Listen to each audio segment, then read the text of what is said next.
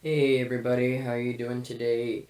It is September 18th and I wanted to get this video out real quick because this weather is on its way to Australia. And once again we just continue to see them talking about rare weather events, okay? And how they're just going to get worse and worse because of climate change, and now they're even saying global warming again. They're even using that, that phrase again, which obviously was not true and had been proved it wasn't true. Um, but check this out. It says winter blast hits Australia with heavy rain, hail, destructive winds, and even tornadoes forecast as states brace for a wet and wintry weekend. That's crazy. Parts of central Australia about to be hit with a season's worth of rain in 48 hours. Why are they flooding everything right now? You know, I think more and more we can see that that's definitely an agenda. The objective. You see it in the United States. You see it elsewhere. You're just having massive flash flooding, and these tornadoes or these tropical storms or cyclones or whatever they are. It doesn't matter. They seem to all just be dumping massive amounts of rain. And, does that line up with the mosquitoes, that we've talked about, being able to, lay eggs and do all that kind of stuff in the nasty water, and standing water, or, what else? There's a lot of things they could be using, the flooding for. It says, strong winds will hit western New South Wales and Queensland with tornadoes possible. So if you are in New South Wales or Queensland, please pay attention, when this is coming in, and it's going to give you, I'll go through, when it's supposed to, come into those areas. It says large parts of Australia are set for a wet and windy weekend. It says with the weather system bringing torrential rain, hail, and destructive winds making its way across the country. Everything has been these winds, right? This flooding, but these winds, all the derechos we've had in the U.S., and even with the two tropical storms or hurricanes, whatever you want to call them, one of the main things they did was just devastate your power, right? Knock down all that infrastructure. And I was talking today with my mom about this, and, it just seems like that's just perfect for them to be able to put in all their new hardware, their new technology, their new poles, their new, antennas, everything, once they get knocked down like that, okay? Because, if they're going to go in there and do it normally, right, I'm sure they probably have to go get permits, and they have to have permission, to go in there and do it, and you got to hire crews, and, there's all these, stoppage points that you have to make sure that you do before they're going to be able to upgrade this, their poles and stuff, and all their cable. But when a storm comes through, that's gone, right? Now they get to come and they get to do whatever they want because they're doing it for your good. Again, well, we got to get these people their power up. So we got to hurry and get this, we're putting brand new poles up, brand new lineup, like they're, trying to help you out, like always, breaking your legs and handing you a crutch and telling you how much they care about you. So, but let's keep going. It says severe thunderstorms will develop over the central areas of the country on Saturday, including South Australia and western New South Wales, Victoria, and Queensland. It says showers and cool temperatures are forecast in mainland capital cities, while supercells are possible in southwest Queensland, where severe winds and even tornadoes could form. So if you are in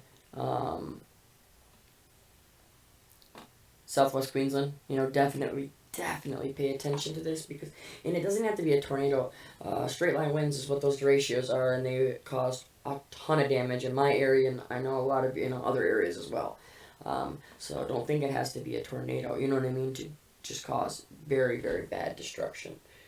Um, so here, let's keep going. I don't like this website. I don't like this site, the way they break it up so much. There's so much advertising going on, but I cannot really get around it. Like, I tried to, enlarge it, etc., and I can't really get it too much better than this. So bear with me, because it's the only one that was covering. I tried to pull up another, newspaper, another website, and I couldn't find anything really on, that covered it like this.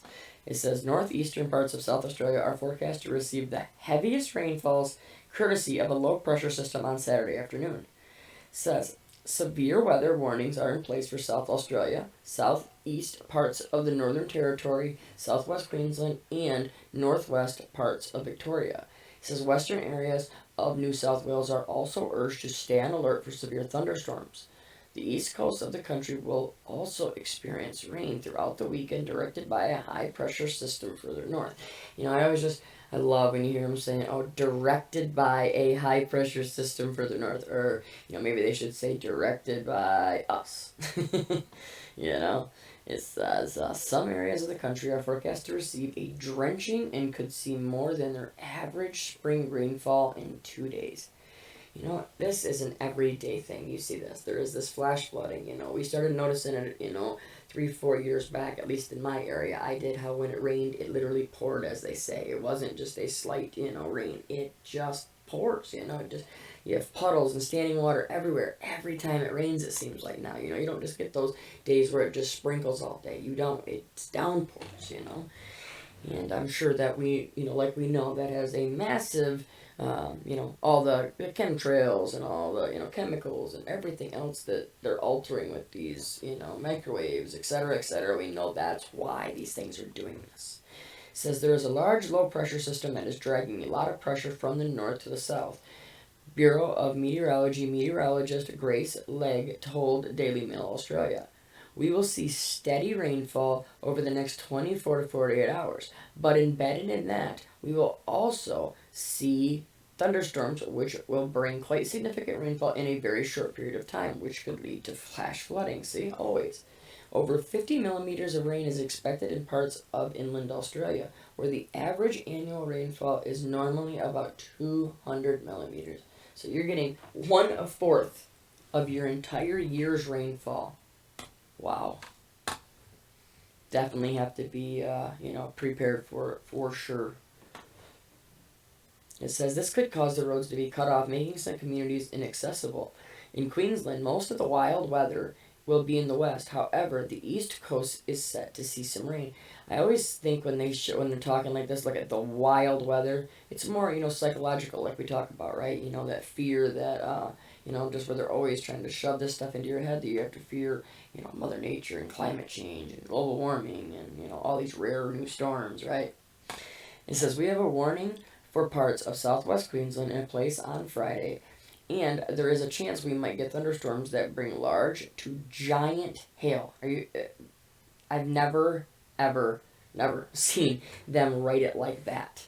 You know, say bring large to giant hail. I've just never heard that. Now maybe down in Australia they you know, say it like that. But I've covered a lot of Australia. I have a lot of subscribers in Australia. That's one of the main things I was covering at the beginning was the wildfires. You know, that were just the same thing that we're seeing here now. You know, obviously directed energy and, you know, just the same thing, just pure attacks on these areas. And so when I started off, I had a lot of Australia people, you know, and I still do, and they're awesome. I love my Australian subs. They the people are just so, you know, they just seem so down to earth and so real, I guess is my point. You know, they don't hold anything back, and I think that's awesome. So it says temperatures will hover around average, with highs of 25 degrees Celsius in Brisbane. South Australia and Northern Territory will see strong winds and some gusts over 100 kilometers per hour and thunderstorms. Temperatures will be in the low 20s in South Australia and rising towards the low 30s further north. Regional Victorians in the northeast of the state are being warned to stay indoors on Saturday, with 10 to 20 millimeters of rain expected to fall. The State Emergency Service is advising residents who may travel or camp over the weekend to monitor conditions. It says we encourage people to avoid setting up camp under trees or on low-lying areas along creeks or rivers, Commander David Tukak said. Okay, I'm going to go back real quick. Do you notice how it's just another way where they're controlling you? Right, look at warning people to do what? Stay indoors. You know what I mean? Like you see over and over again how they are manipulating us, you know?